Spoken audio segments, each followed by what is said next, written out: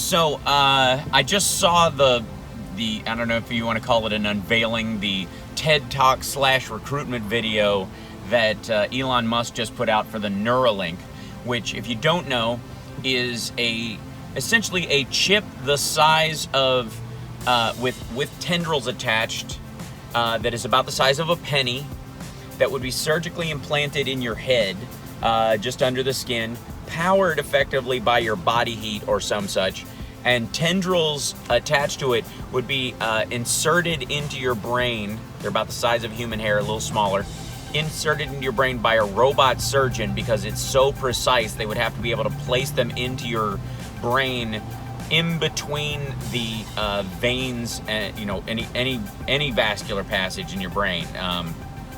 And apparently they are 1 year away from a basic human trials, 2 years away if they're on the normal timescape, and I'll get to why I think that could even shorten eventually. 2 years away from actual application for people with medical needs, people with Alzheimer's, with Parkinson's, with epilepsy, varying degrees of neurological degeneration or paralysis.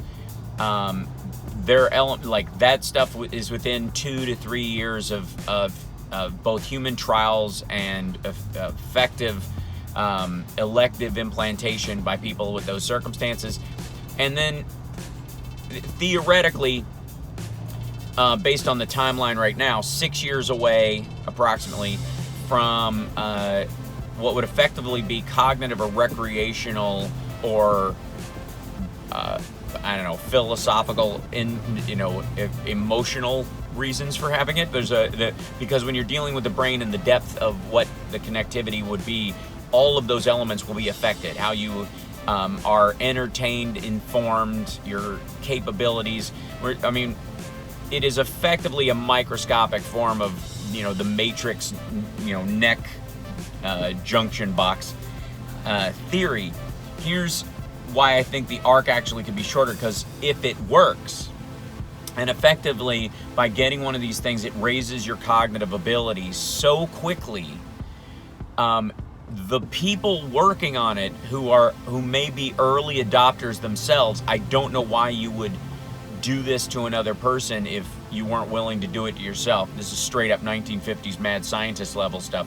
But if you were interested in the possibilities of this, becoming the early adopter and having this surgery and doing it to yourself, if it's successful and it actually works and allows your brain to basically junction with the internet, pull all information that it would possibly need simply through a thought or a form of pattern recognition. And I don't know what the learning arc would be on this. It may be instant. It may take months, almost like a physical therapy type of experience where you go through having it for a while, and eventually you go, okay, I recognize what this thought is. It's almost like a psychic realizing they're not psychic.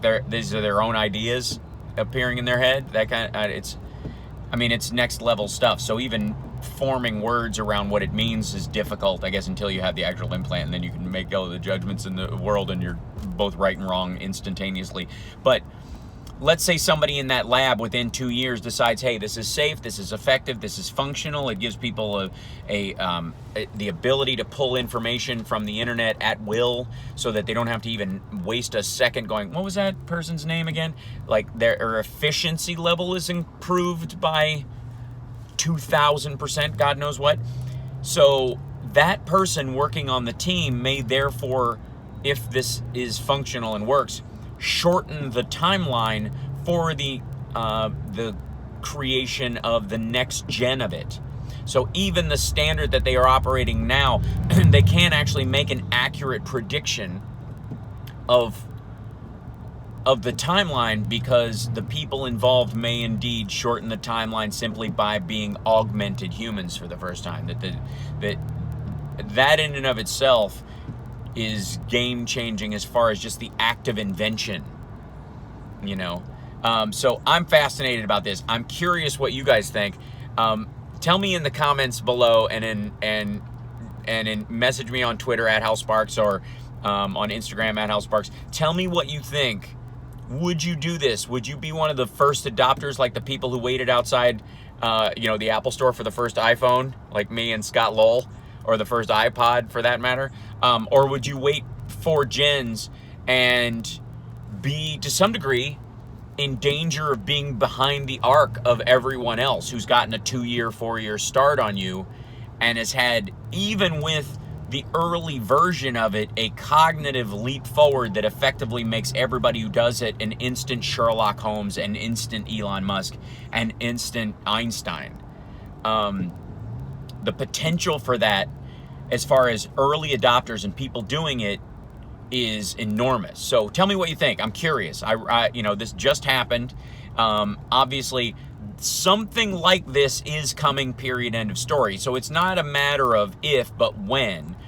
And maybe there's a chance someone sidelined this. Maybe while he's working on this, somebody jumps in midway and says, hey, we've already figured it out. We've jumped in, the Russians or the Chinese, or, some rogue state decides, hey, we don't care if we're experimenting on people's brains. We hooked this stuff up to political prisoners and all kinds of other people. We experimented on them, and we figured out how to do it faster because we don't care whose brains we fry.